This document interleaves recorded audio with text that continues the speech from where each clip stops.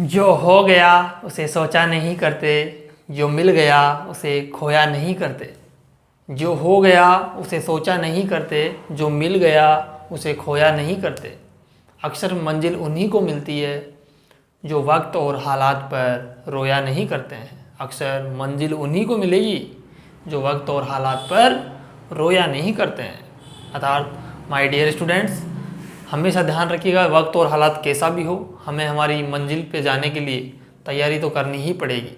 हमें वक्त और हालातों से लड़ना पड़ेगा, तभी हम हमारी मंजिल तक जा सकते हैं। ओके, तो मेहनत करने लग जाइएगा और हमारे साथ जुड़ जाइएगा और अपने उस मंजिल को पाने के लिए तैयारी करने लग जाइएगा अभी से। ओके माय डियर स्टूडेंट्स, अब देखिएगा, आज जो है हम मैकेनिक्स स्टार्ट कर रहे हैं बीएससी पार्ट 1 के लिए। ओके, तो बीएससी पार्ट 1 के लिए हम मैकेनिक्स को स्टार्ट करने जा रहे हैं। तो सबसे पहले हम उसका यूनिट डिवीजन और कौन कौन से चैप्टर किस यूनिट के अंदर है वो सारा हम देख लेते हैं। उसके बाद हम आज से फर्स्ट चैप्टर को स्टार्ट करेंगे। ओके, तो देखिएगा इधर यूनिट यानी कि जो मैकेनिक्स का जो पार्ट है वो देखो पहले। मैकेनिक्स या कहे तो हिंदी में यांत्रिकी। ओके, मैकेनिक्स या यांत्रिकी। तो देखो इसके अंदर आपके पास क्या है, सही बच्चे इसको लिखेंगे, एक बार अच्छी सी कॉपी बना लीजिएगा, एक नोटबुक, और उसमें फर्स्ट पेज भी लिख लीजिएगा। बिकॉज आपको पता तो होना चाहिए ना आप क्या पढ़ रहे हैं इस मैकेनिक्स में, तो उस हिसाब से हम पहले आपको यूनिट डिवीजन करवा रहे हैं। Unit first, unit second and unit third and unit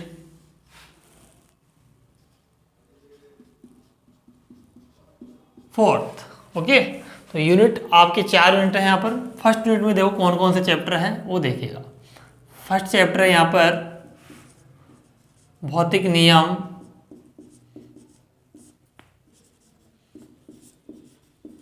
भौतिक नियम व निर्देश तंत्र। भौतिक नियम व निर्देश तंत्र। और जो दूसरा चैप्टर है वो है आपेक्षिकता का विशिष्ट सिद्धांत। विशिष्ट सिद्धांत, स्पेशल थ्योरी ऑफ रिलेटिविटी, इसको शॉर्ट में कहते हैं STR। ओके, इसमें जो आपके थर्ड चैप्टर आता है वो है कोरोलियस बल। कोरोलियस या घूर्णन गति भी आप कह सकते हैं। इस चैप्टर का नाम घूर्णी गति से संबंधित एक बल, यानी कि ये कोरोलियस बल का एक चैप्टर है आपके पूरा। तो 3 चैप्टर से फर्स्ट यूनिट के अंदर है। सेकंड यूनिट की बात करें तो इसमें कौन कौन से चैप्टर आपके पास आएंगे वो देखो। इसमें तुम्हारे पास पहला आएगा द्रव्यमान गति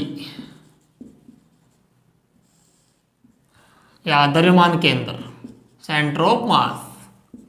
दूसरा जो चैप्टर यहाँ पढ़ोगे दृढ़ पिंड गति की, दृढ़ पिंड गति की। और तीसरा चैप्टर यहाँ पर आप पढ़ोगे संरक्षी बल। कौन सा पढ़ेंगे? संरक्षी बल, कंजर्वेटिव फोर्सेस। तो ये हो गया। इसमें थर्ड यूनिट के अंदर आप क्या पढ़ेंगे वो भी देखिएगा। थर्ड यूनिट के अंदर हम पढ़ेंगे मोशन अंडर सेंट्रल फोर्सेज, केंद्रीय बलों के अधीन गति। केंद्रीय बलों के अधीन गति। और दूसरा पढ़ेंगे अवमंदित गति, अवमंदित सरल आवर्त गति।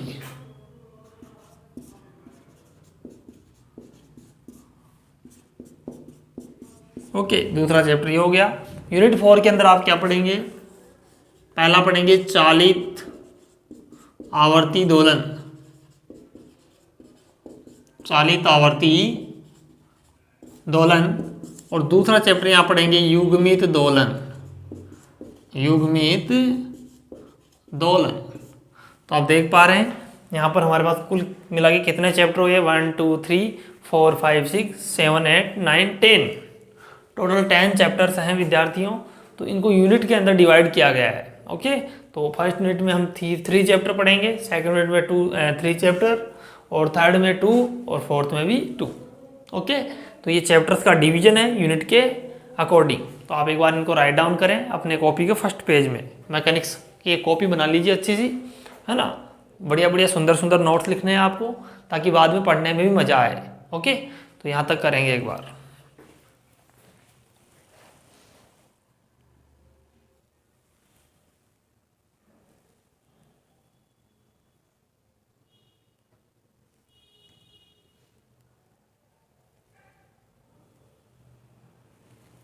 आगे देखिएगा प्यारे विद्यार्थियों, ये आपका यूनिट डिवीजन हुआ। अब देखिएगा हम आगे की चर्चा करें। क्वेश्चन किस प्रकार आते हैं वो भी इसी के नीचे लिखवा देता हूं मैं। तो क्वेश्चन हम देखें तो आपका जो फर्स्ट क्वेश्चन आता है ना, क्वेश्चन नंबर जो फर्स्ट आता है उसके अंदर आप देखना आपके 6 पार्ट आएंगे, 1 2, है ना, ऐसे 3 4 5 और 6, यानी कि शॉर्ट टाइप क्वेश्चन आएंगे, छोटे क्वेश्चन 1 2 3 4 5 और 6। तो ये जो 6 क्वेश्चन आते हैं ये आपके सभी यूनिट से आएंगे, यूनिट नंबर 1 2 3 और 4, चारों यूनिट में से ये 6 क्वेश्चन आपको मिलेंगे। और ये डेड नंबर के होते हैं ना, 1/2 नंबर, है ना, सॉरी 1 सही 1/2 मार्क्स का ही क्वेश्चन आपका होता है, एक क्वेश्चन। तो आप अच्छे से इनको ला सकते हैं आंसर करके, क्योंकि अब इसके लिए आपको सभी यूनिट आनी चाहिए, चारों की चारों यूनिट अगर आप पढ़ लोगे अच्छे से तो ये क्वेश्चन आप कर दोगे। तो यूनिट फर्स्ट में जो क्वेश्चन 1 होगा वो सभी यूनिट से होगा। Okay, question number 1। अब क्वेश्चन नंबर 2 की बात करूं तो उसमें क्या होगा आपके पास, ये जो आएगा वो यूनिट सेकंड से आएगा। कहाँ से आएगा क्वेश्चन नंबर 2, इसी के नीचे लिख लो। इसमें क्या होगा, एक तो आएगा ए क्वेश्चन और एक आएगा बी। अब बी में देखो आपके पास 2 ऑप्शन होंगे, बी जब बनेगा तो उसके अंदर 2 क्वेश्चन आएंगे और बीच में और लगा हुआ आएगा अथवा। तो आप बी के लिए आप कोई सा भी कर सकते हैं, ये भी कर सकते हैं, ये भी कर सकते हैं, आपके पास चॉइस रहेगी। कोरोना से पहले की बातें हैं, है ना, कोरोना के अंदर तो आपको ऐसे बताया गया था कि आप कोई से भी क्वेश्चन कर सकते हैं, 2.5 क्वेश्चन करना है, ठीक है। तो फर्स्ट क्वेश्चन कंपलसरी है, इन दोनों में से कोई एक करना पड़ेगा। ये कहाँ से आएगा, यूनिट सेकंड से आएगा, ये ध्यान रखना, क्वेश्चन नंबर 2। अब देखो यूनिट थर्ड में क्या होगा,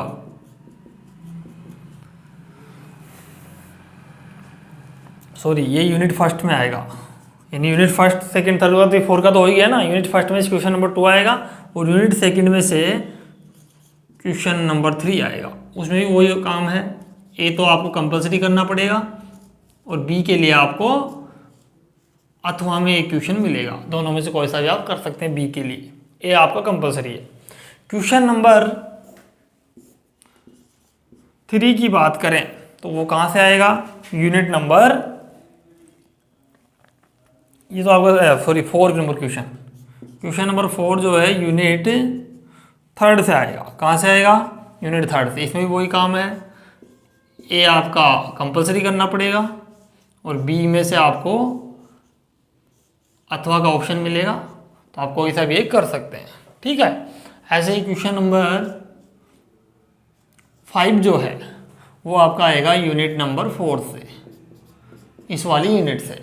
तो इसमें भी वही है कि ए तो आपको कंपलसरी करना पड़ेगा और बी आपको वही अथवा के अनुसार, यानी अथवा में से कोई सा भी एक कर सकते हैं आप बी के लिए। ओके, इस प्रकार से आपका क्वेश्चंस का डिस्ट्रीब्यूशन रहेगा, इस प्रकार से आपका पेपर डिजाइन किया जाता है। ओके, बीएससी पार्ट 1 के लिए मैकेनिक्स का। ओके, तो आप एक बार इतना राइट डाउन करें, उसके बाद हम आगे की तरफ बढ़ते हैं।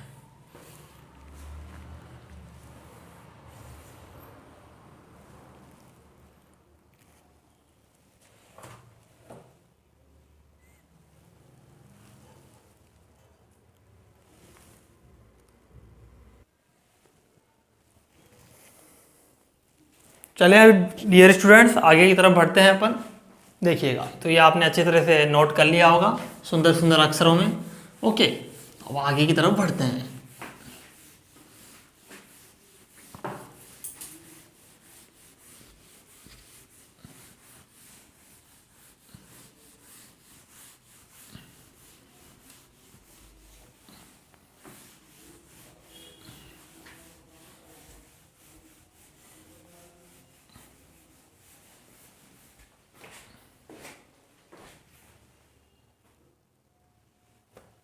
तो अब देखिएगा विद्यार्थियों, हमने क्वेश्चंस का भी डिस्ट्रीब्यूशन कर लिया है और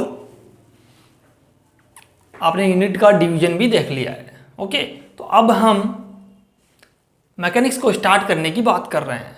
तो उससे पहले फिजिक्स पढ़ने जा रहे हो ना, तो मेरा सबसे पहला क्वेश्चन, फिजिक्स क्या है?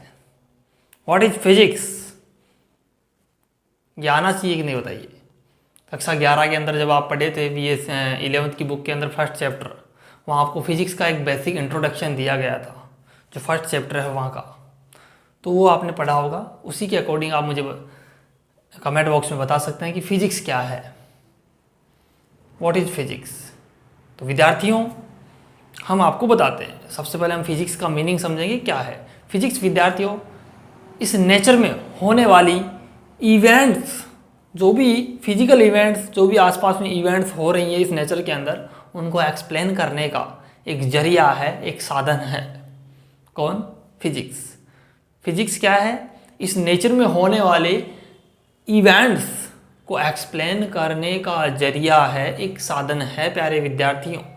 ये आपको समझ आनी चाहिए बात। ओके, लाइक हम बात करें, न्यूटन साहब ने जब पुराने, आज के बहुत दिनों पहले ये देखा था कि एक सेब गिर रहा है, देखा था वो सेब गिर रहा है, एप्पल जो नीचे की तरफ गिर रहा है, तो उन्होंने ये सोचा कि कोई ना कोई घटना हो रही है, कोई ना कोई इवेंट्स यहाँ पर हो रही है।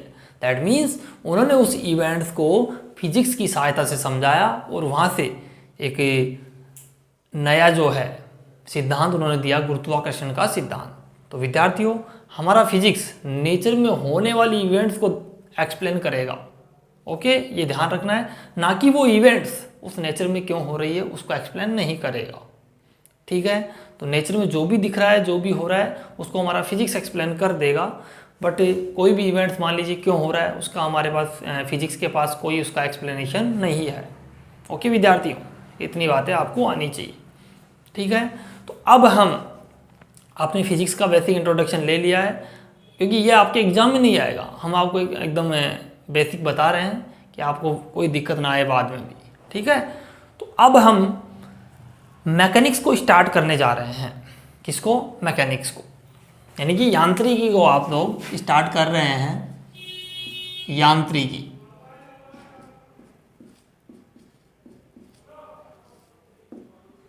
यांत्रिकी, मैकेनिक्स,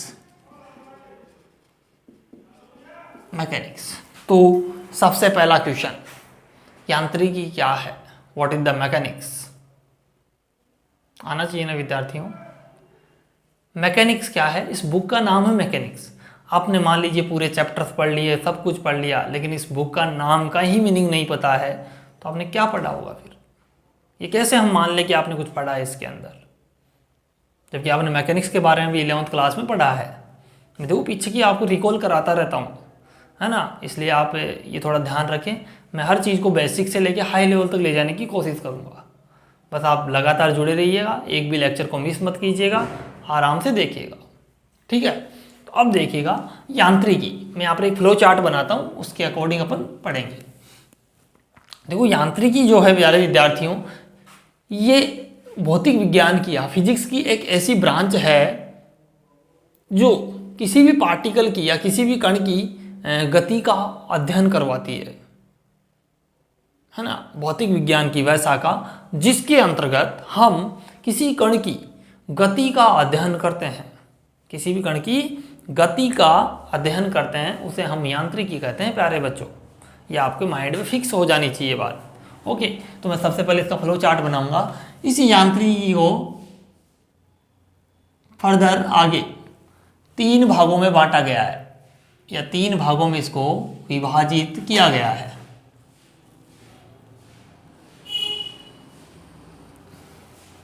आपको भी ऐसे कैसे फ्लो चार्ट बनाना है, क्योंकि फ्लो चार्ट से क्या होता है, कोई भी चीज़ की पिक्चर बन जाती है, माइंड में सेट हो जाता है वो। पहला होता है स्थितिकी, यांत्रिकी का पहला पार्ट है स्थितिकी, या इसको कहते हैं स्टैटिक्स। स्टैटिक्स। और दूसरा जो पार्ट है इसका वो है शुद्ध गतिकी। शुद्ध गतिकी या कहें काइनेमेटिक्स। काइनेमेटिक्स। और जो थर्ड पार्ट है उसे हम कहते हैं डायनेमिक्स या गतिकी, यानी कि डायनेमिक्स। ओके। स्थितिकी के अंदर क्या होता है प्यारे बच्चों, स्थितिकी के अंदर पार्टिकल जो है वो रेस्ट पे रहता है, यानी कि स्थिर रहता है। लिखोगे इसके अंतर्गत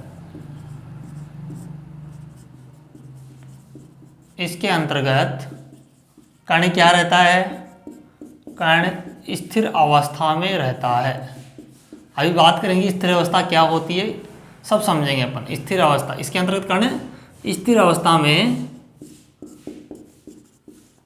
रहता है, स्थिर अवस्था में रहता है। शुद्ध गतिकी की बात करें तो सबसे पहले तो इसको जाने ये वर्ड किससे बना है। तो ये जो वर्ड है 2 शब्दों के मेल से बना है, kine plus matics. Kinematics, kine का मीन्स होता है मोशन। क्या होता है, मोशन को हिंदी में क्या कहते हो, गति।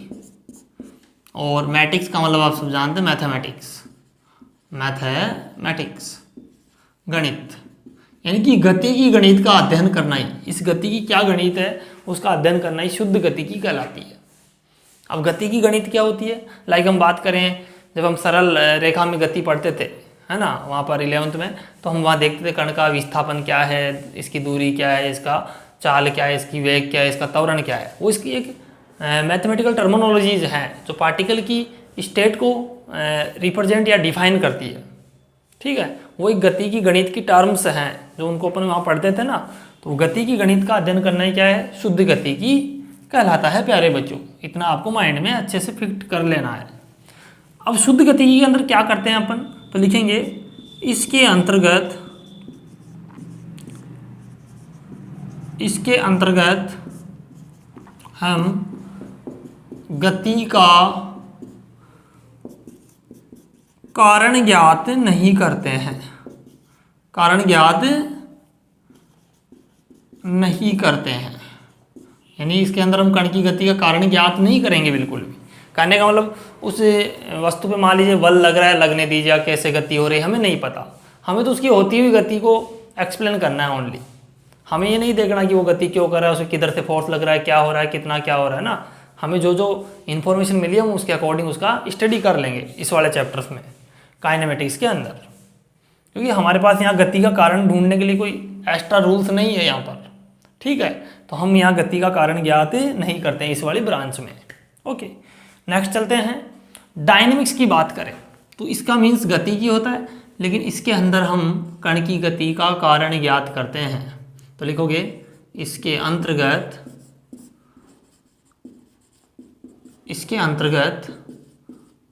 कण की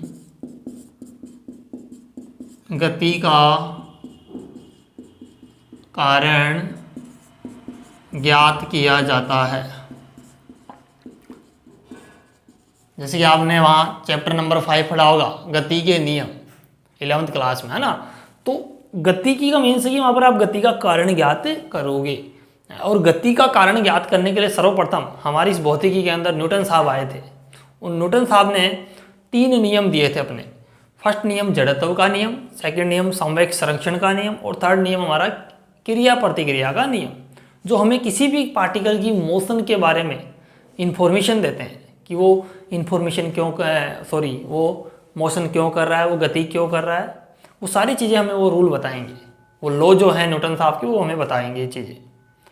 तो न्यूटन साहब ने कहा था कि किसी भी मोशन के लिए फोर्स जरूरी है। हमने सबसे पहले वहाँ बल की अवधारणा पढ़ी थी, है ना। फोर्स उत्तरदायी होता है किसी को मोशन करवाने के लिए। फिर हमने अलग अलग लॉज पढ़े थे वहाँ पर न्यूटन साहब के, फर्स्ट, सेकंड, थर्ड। तो हम यहाँ लिखेंगे,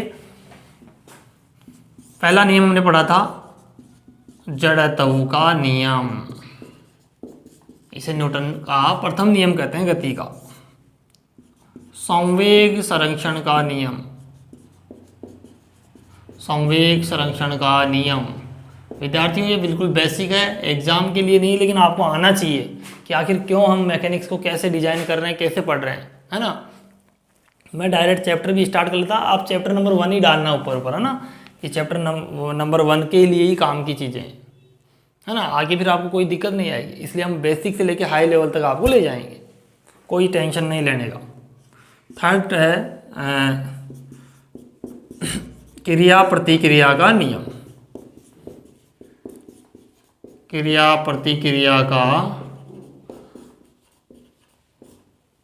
प्रतिक्रिया का नियम। तो ये 3 नियम ऐसे थे जो हमें किसी भी कण की गति के बारे में बताते थे, यानी गति का कारण बताते थे कि गति क्यों हो रही है। तो डायनेमिक्स क्या है, फिजिक्स की वो ब्रांच है जिसमें हम किसी भी कण की गति का कारण ज्ञात करते हैं, उसका अध्ययन करते हैं। ठीक है, तो आप एक बार इतना राइट डाउन करें, उसके बाद हम आगे बढ़ते हैं। ओके,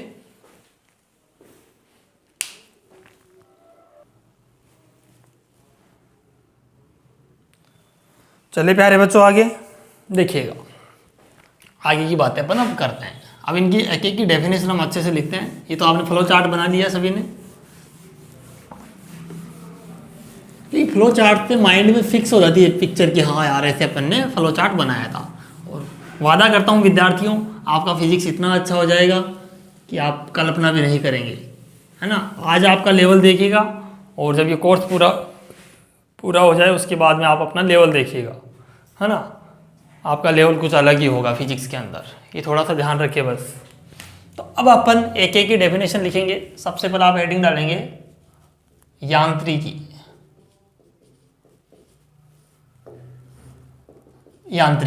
और इसके अंदर लिखेंगे भौतिक विज्ञान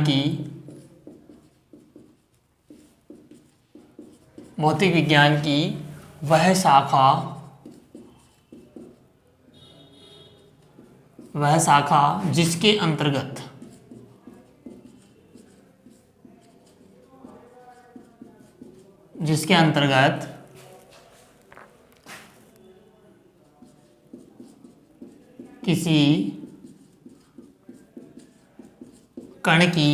जिसके अंतर्गत किसी कण की गति का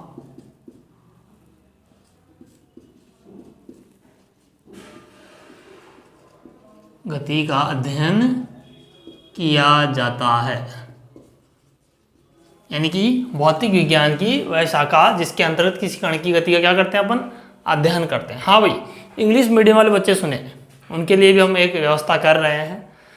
आप एक्सप्लेनेशन तो यहाँ पर सारा समझ लीजिएगा, और आपको नोट्स हम अपने एप्लीकेशन के अंदर आपको प्रोवाइड करवा देंगे इंग्लिश मीडियम में। ओके, फिर भी कोई समझ में दिक्कत नहीं आए, कोई भी दिक्कत आए समझने में, तो आप हमसे डायरेक्टली मैसेज या कॉल कर सकते हैं, हम आपको अच्छे से एक्सप्लेन कर देंगे। ओके विद्यार्थियों, तो इंग्लिश मीडियम वाले थोड़ा सा कष्ट झेलेंगे कि वो यहाँ पर समझ लेंगे पूरा, एक्सप्लेनेशन तो वही है, लेकिन उनका जो ये रिटन पार्ट जो है उनको इंग्लिश में प्रोवाइड हम करवा देंगे। तो बिल्कुल भी टेंशन ना ले, इंग्लिश मीडियम वाले बच्चे भी इसको पढ़ सकते हैं। ओके, तो देखिएगा आगे, अध्ययन किया जाता है उसे यांत्रिकी कहते हैं।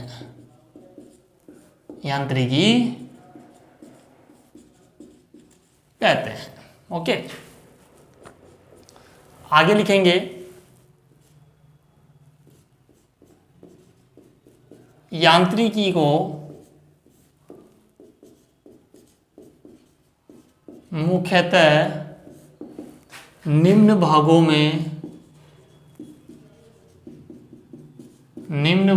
में विभाजित किया गया है।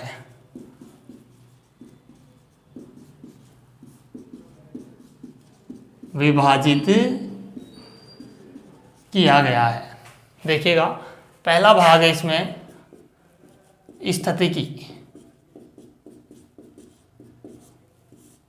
स्टैटिक्स। इसमें क्या लिखेंगे? अब भौतिक विज्ञान की शाखा नहीं होगी, ये यांत्रिकी की शाखा होगी, तो लिखेंगे यांत्रिकी का वह भाग, यांत्रिकी का वह भाग जिसके अंतर्गत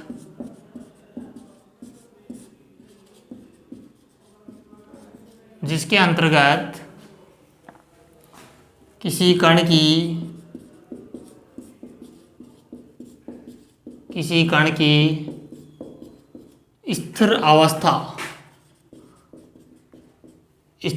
इसको अंडरलाइन कर लीजिए, इसको आगे पढ़ेंगे अपन। किसी कण की स्थिर अवस्था का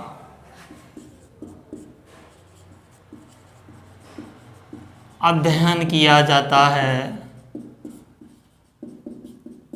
यांत्रिकी का वह भाग जिसके अंतर्गत किसी कण की स्थिर अवस्था का अध्ययन किया जाता है उसे स्थितिकी कहते हैं। स्थितिकी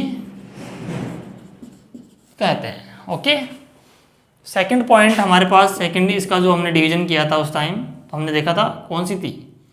शुद्ध गतिकी।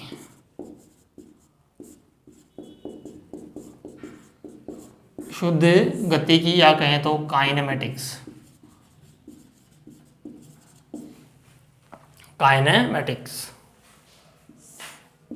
इसमें लिखेंगे तुम यांत्रिकी का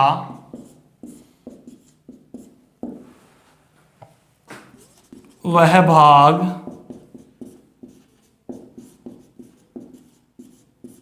जिसके अंतर्गत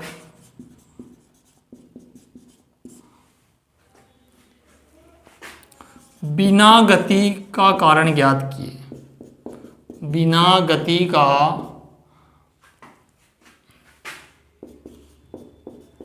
कारण ज्ञात किए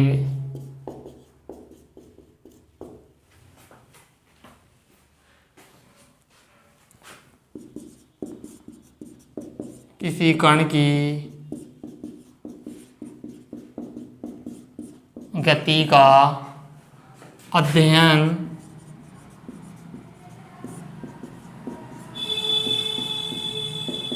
किया जाता है। यानी कि यांत्रिकी का वह भाग जिसके अंदर बिना गति का कारण ज्ञात किए, ये स्टेटमेंट बहुत काम का है। यानी हम यहाँ पर गति का कारण ज्ञात नहीं करते हैं, तो किसी कण की गति का अध्ययन किया जाता है, उसे हम क्या कहते हैं? शुद्ध गतिकी कहते हैं। उसे शुद्ध गतिकी कहते हैं।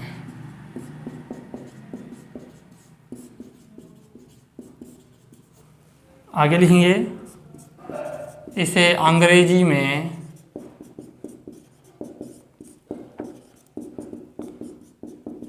काइनेमेटिक्स कहते हैं। और ये जो काइनेमेटिक्स है, एक डायग्राम बनाएंगे इसे। काइनेमेटिक्स दो चीज़ों से मिलके बना है, काइन प्लस मैटिक्स। काइन का मीन्स होगा मोशन और मैटिक्स का मतलब मैथमेटिक्स। मोशन का मीन्स गति और मैथमेटिक्स का मीन्स गणित। ठीक है, तो ये ध्यान रखेंगे आप लोग। यहाँ तक आप राइट डाउन करें, उसके बाद अपन आगे बढ़ते हैं।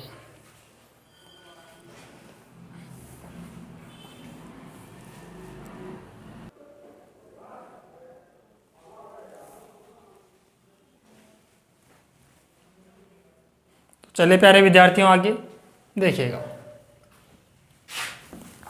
आगे की बातें अपन करें। उम्मीद करता हूँ आपको हर वर्ड समझ में आ रहा होगा। किसी भी कोई प्रकार की दिक्कत हो तो आप हमें तुरंत बताएं, कमेंट बॉक्स में लिख दें, हम आपको उसका जवाब ज़रूर देंगे। आपको अच्छे से एक्सप्लेन करने की उसको कोशिश करेंगे। कोई भी डाउट नहीं रहना चाहिए, बिल्कुल भी, बिकॉज छोटे छोटे डाउट्स हैं वही आगे जाके बड़ी दिक्कत करते हैं, इसलिए आप उनको अभी से रिजॉल्व करें। ओके, देखिएगा नेक्स्ट हमारे पास है गति की। थर्ड पॉइंट है इसमें गति की। तो लिखेंगे यांत्रिकी का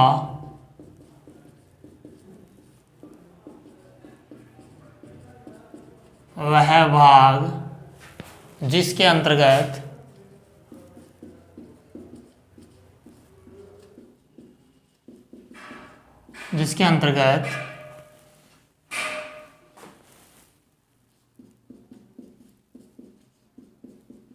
गति का कारण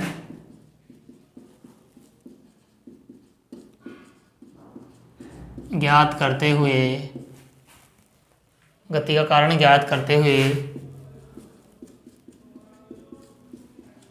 किसी कण की गति का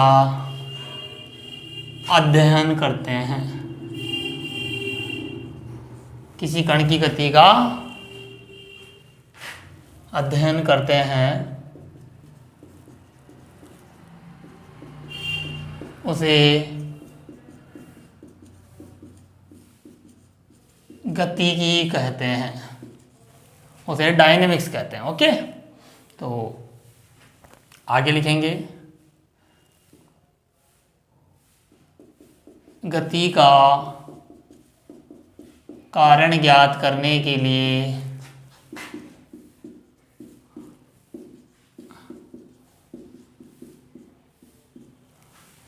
न्यूटन ने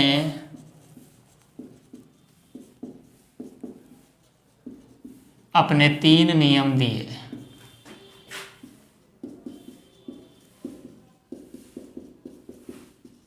तीन नियम दिए थे। पहला कौन सा था? जड़त्व का नियम।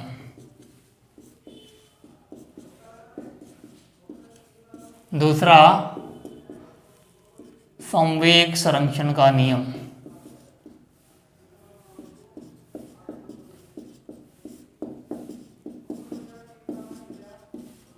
और तीसरा था क्रिया प्रतिक्रिया का नियम।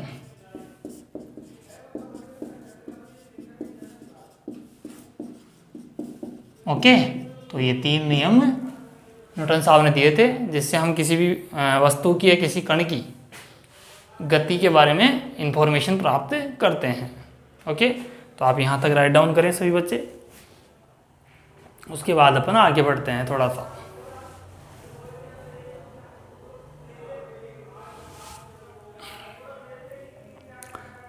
अब देखिएगा प्यारे बच्चों, आप यहाँ बार बार देख रहे हैं एक शब्द आ रहा है गति। क्या आ रहा है? गति। या फिर हम एक चीज और देखें, पहले हम कण की स्थिर अवस्था और उनके बारे में देख लेते हैं। तो आप हेडिंग डालेंगे कुछ नहीं, ऐसे कण की स्थिर अवस्था व गतिशील अवस्था, ये दोनों अवस्थाओं के बारे में आपको अच्छे से जानकारी होनी चाहिए।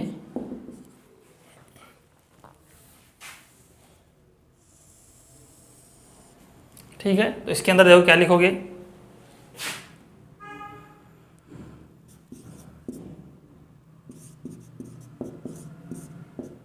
किसी कण की स्थिति में समय के सापेक्ष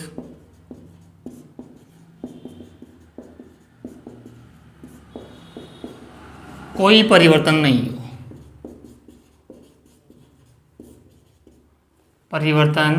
हो।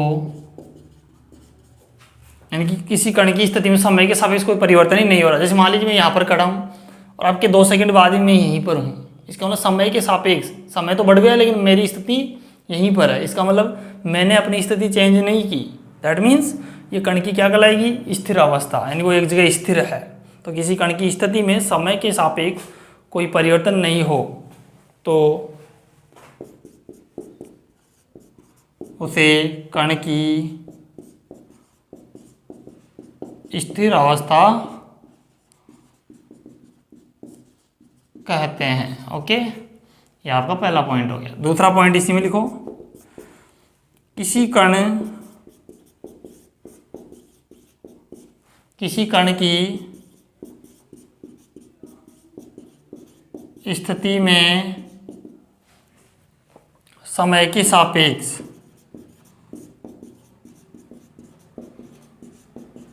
समय के सापेक्ष परिवर्तन हो तो उसे कण की गतिशील अवस्था कहते हैं। गतिशील अवस्था कहते हैं। ओके, यानी कि किसी कण की स्थिति में समय के सापेक्ष परिवर्तन हो तो उसे कण की गतिशील अवस्था अपन कह देंगे प्यारे बच्चों। ओके, तो ये आपके पास आपने ये जान लिया कि कण की स्थिर अवस्था क्या है और गतिशील अवस्था क्या है। अब यहाँ पर एक चीज़ आप बार बार देख रहे हैं कि हमारे पास आ रहा है कण। ये कण क्या होता है फिजिक्स में? कई बच्चों को पार्टिकल या कण की जानकारी नहीं होती है, समझ पा रहे हैं? यानी कण की जानकारी नहीं है, इसका मतलब आप उसको बार बार कण तो कह रहे हैं, हम भौतिकी के अंदर किसको कण मानेंगे ये तो बताइएगा।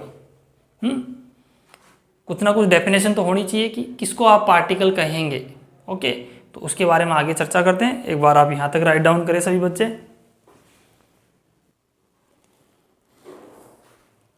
तो नेक्स्ट चलें आगे, जल्दी देखिएगा विद्यार्थियों। उम्मीद करता हूँ आपने यहाँ तक लिख लिया होगा सभी बच्चों ने। आराम से लिख लीजिएगा, नोट्स अच्छे बनाने हैं। लेक्चर को आप पॉज करके फिर आराम से लिख लीजिएगा, ठीक है? अच्छे नोट्स बनाइएगा। और मेरे आपसे एक सजेशन है, मैं आपको एक बता रहा हूँ, सजेशन दे रहा हूँ कि आप जो कॉपी बनाएं वो वाइट पेज की बनाएं।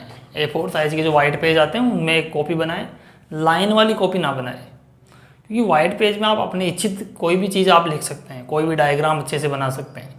इसलिए वाइट पेज की कम से कम मान के चलिएगा आप 80 या 90 रुपये तक की कॉपी बनाइएगा, मोटी कॉपी बनाइएगा, ताकि बार बार आपको अलग अलग कॉपी नहीं बनानी पड़े, ठीक है? क्योंकि मैकेनिक्स का जो पेपर है थोड़ा बड़ा है, चैप्टर्स भी काफ़ी हैं, तो अच्छे से अपन आराम से सीखेंगे उसको विथ न्यूमेरिकल्स।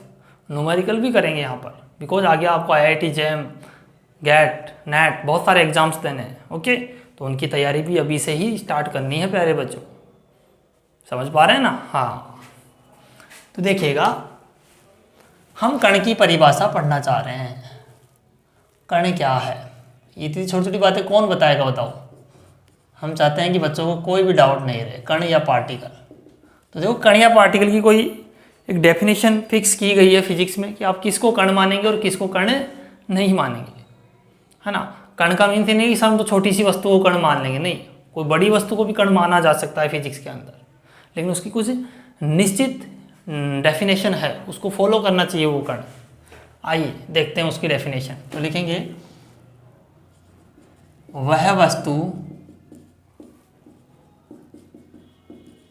जिसकी विमा जान गए, डायमेंशन यानी कि उसकी लंबाई हो सकती है, चौड़ाई हो सकती है, या मोटाई, कुछ भी, मोटाई ETC, जिसकी विमा उसके द्वारा तय की गई दूरी की तुलना में, उसके द्वारा तय की गई दूरी की तुलना में कम हो, उस स्थिति में उस वस्तु को हम कण मानते हैं। आइए देखते हैं कैसे। अभी आपको शायद ये स्टेटमेंट अच्छे से क्लियर नहीं हुआ होगा, लेकिन एग्जाम्पल से हो जाएगा। मान लीजिए ये आपके पास जयपुर है और ये आपके पास दिल्ली। इस जयपुर से दिल्ली के बीच में ये ट्रेन का पथ है, ये ट्रेन की पटरियां हैं जो जिसमें ट्रेन चलती है। ओके, और मैं मान लेता हूँ जयपुर से लेकर दिल्ली की जो डिस्टेंस है, मान लीजिए 400 किलोमीटर है, ऐसे मान रहा हूँ मैं 400 किलोमीटर है, और मेरी ट्रेन अभी जयपुर के जंक्शन पे खड़ी है। तो यहाँ ये ट्रेन है मान लीजिएगा, इसके डिब्बे हैं ऐसे, और मान लेता हूँ ट्रेन की जो लेंथ है वो 1 किलोमीटर है। कितनी है? 1 किलोमीटर ट्रेन की लंबाई है। दैट मीन्स अगर ये ट्रेन जयपुर से दिल्ली जाती है तो कितनी दूरी तय करेगी ये ट्रेन? 400 किलोमीटर दूरी तय करेगी। और उसकी खुद की लंबाई कितनी है? 1 किलोमीटर। अर्थात उसकी जो डायमेंशन है, उसकी जो विमा है, उसकी तय की दूरी की तुलना में क्या है? बहुत कम है। दैट मीन्स आप इस स्थिति में इस ट्रेन को क्या मान सकते हैं? कर्ण मान सकते हैं प्यारे बच्चों।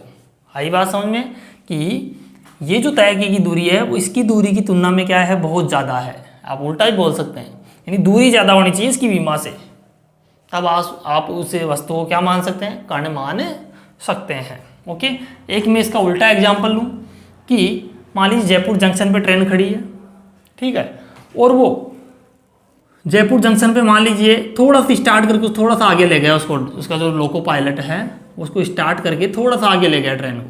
दैट मीन्स मान लीजिए उसको 20 मीटर किसका दिया यहाँ से? 1 किलोमीटर में कितने मीटर होते हैं? 1000 मीटर।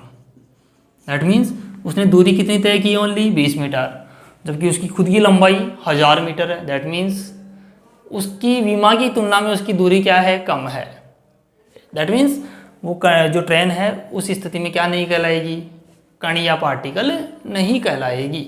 ओके प्यारे बच्चों, तो ये आपको एग्जाम्पल अच्छे से क्लियर हुआ होगा। अब मैं इसके यहाँ पर लिखवा देता हूँ एग्जाम्पल भी।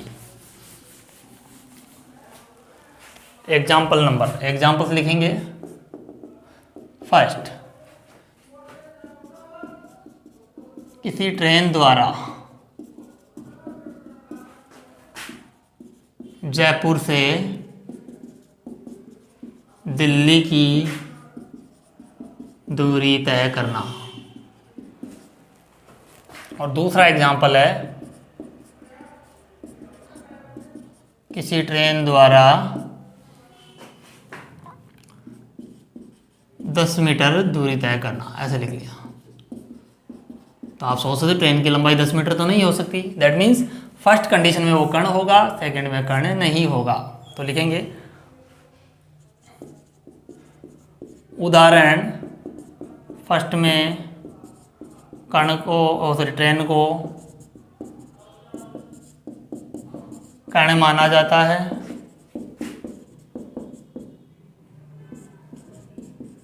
तथा उदाहरण सेकंड में ट्रेन को कर्ण नहीं माना जाएगा।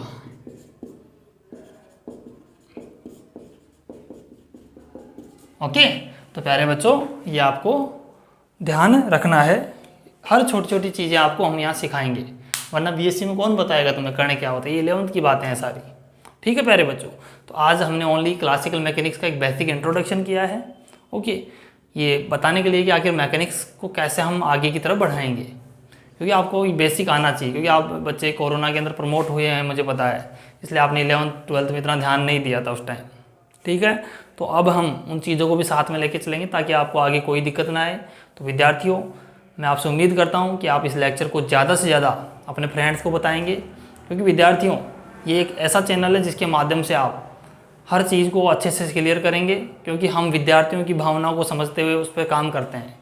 ओके, और आपको लगे कि सर आप ऐसा कीजिए, तो आप हमें सजेशन दे सकते हैं। आप हमें कॉल कर सकते हैं, व्हाट्सएप मैसेज कर सकते हैं, या अपने ऐप के अंदर भी मैसेज कर सकते हैं। हमने आपको नंबर कल बता दिए थे, कल के लेक्चर में, आप उन पे कॉल मैसेज कुछ भी कर सकते हैं। हम आपके लिए हर टाइम हर समय अवेलेबल रहेंगे, क्योंकि हम सदैव विद्यार्थी हित में कार्य करते हैं। ओके प्यारे बच्चों, तो अगर कोई भी दिक्कत हो तो हमें बता दीजिएगा। हम इसी प्रकार से आपको हर चैप्टर के हर टॉपिक के नोट्स ऐसे ही लिखाएंगे। हम और टीचरों की तरह नहीं कि ऐसे बोल बोल के आपको नोट्स लिखाएंगे, है ना। मुँह से बोलने से क्या है, पता नहीं आप क्या चीज़ सुन पा रहे हैं, क्या लिख पा रहे हैं, वो अच्छा नहीं रहता। इसलिए आप अच्छे से देख देख के लिखें, ताकि अच्छे से आपकी प्रैक्टिस होगी। क्योंकि आप पहले विजुअलाइज करेंगे, देखेंगे, फिर अपनी कॉपी में लिखेंगे। ठीक है प्यारे बच्चों, तो नोट्सों को अच्छे से बनाने की कोशिश कीजिएगा, और चैनल को ज़्यादा से ज़्यादा बच्चों तक शेयर कीजिएगा, ताकि हमारी ये यूट्यूब फैमिली बहुत बड़ी हो जाए, है ना। इसमें हमारे पास ज़्यादा से ज़्यादा सदस्य जुड़ जाएँ। ओके, तो thank you for watching this video. यह आज का पहला डेमो लेक्चर होगा। ओके, इसके बाद आपको 4 या 5 क्लासेस और मिलेगी क्लासिकल मैकेनिक्स की। उसके बाद में जो बच्चे इसको परचेज कर लेंगे उनको हम एप्लीकेशन के ऊपर पढ़ाएंगे। एप्लीकेशन का नाम सभी को पता है, फिजिक्स बाय एकेसर। या अपना प्ले स्टोर पे जाना, इसकी लिंक आपको यूट्यूब चैनल के डिस्क्रिप्शन में मिल जाएगी, वहाँ से भी आप क्लिक करके डाउनलोड कर सकते हैं और अपने कोर्स को परचेज कर सकते हैं। ओके प्यारे बच्चों, और यूट्यूब चैनल तो आपको पता ही है, वीकेएम फिजिक्स क्लासेज जयपुर। ठीक है, तो ये अपना रहेगा। कल हम इसमें क्या करेंगे, आगे रिलेटिव और एब्सोल्यूट के बारे में जानेंगे कल के लेक्चर में, कि सापेक्ष गति क्या होती है और निरपेक्ष गति क्या होती है। ये भी आपको बताना ज़रूरी है, नहीं तो आप बहुत आगे जाके दिक्कत हो जाएगी, है ना। तो हर चीज़ को बेसिक से लेंगे और कल हम फिर निर्देश तंत्रों के बारे में पढ़ना स्टार्ट करेंगे और चैप्टर को आगे की तरफ मूव करवाएंगे। आपका मैकेनिक्स का फर्स्ट चैप्टर स्टार्ट हो चुका है प्यारे बच्चों, तो सभी को बता दीजिएगा कि सिलेबस स्टार्ट हो गया है। Okay, thank you, bye bye. Okay, thank you for watching this video.